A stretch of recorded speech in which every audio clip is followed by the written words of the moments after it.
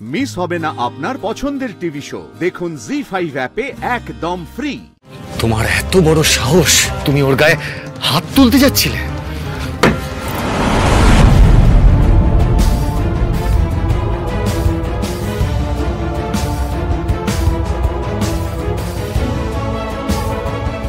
অনেকক্ষণ ধরে তোমাকে আমি বোঝানোর চেষ্টা করেছি, এক্সপ্লেন করার চেষ্টা করেছি যে কি হয়েছে, কিন্তু এখন তুমি আমার ধৈর্যের বাঁধ ভেঙে দিয়েছ। একটা ছবি তোলা নিয়ে তুমি মাথা খারাপ করে দিচ্ছ। শোনো আরশি, আমার সাথে ছবি তুললে না তোমার 4টে নাম হবে।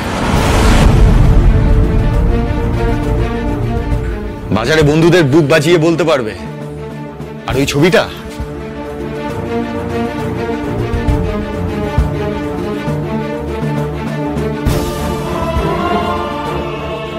এই যে এই ছবিটা ধরো, নিজের ঘরে বাঁধিয়ে রেখো। দেখো, আমার সাথে তোমার ছবির দরকার আছে কি নেই আমি জানি না, কিন্তু আমি তোমাকে বলছি, আমার পাশে দাঁড়িয়ে ছবি তোলার যোগ্যতা তোমার নেই।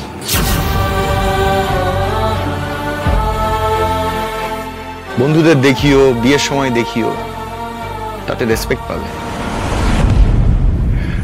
আজ থেকে তুমি সেলিব্রিটি হয়ে গেলে।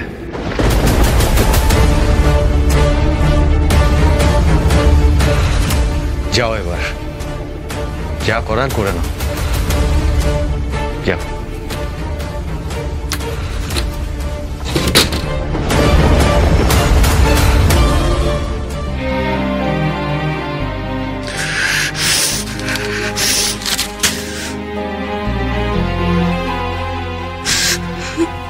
না না না না, এটা আমার জায়গা নয়। এরা সব এরকমই মানুষ। আমি থাকবো না এখানে, আমি এখানে থাকতে পারবো না।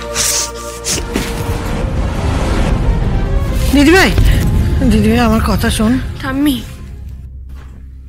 আমাকে আটকেও না গো। আজ যা হলো তারপর আমি আর এই বাড়িতে থাকতে পারবো না।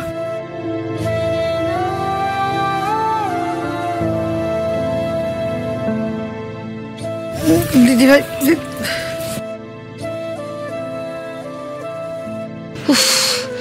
যাক বাবা, আপদ বিদায় হলো। না যে কিছুই বুঝতে পারছি না। আমি ওদের গলির মুখটাতেই আছি, বাড়ির পাশে সেরকম কাউকেই দেখতে পাচ্ছি না।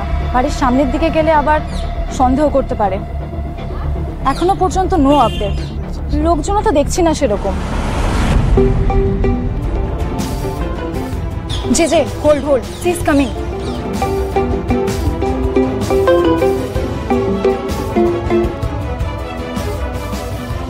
বলো বাপাই, কারোর সাথে একটা ফোনে কথা বলছে।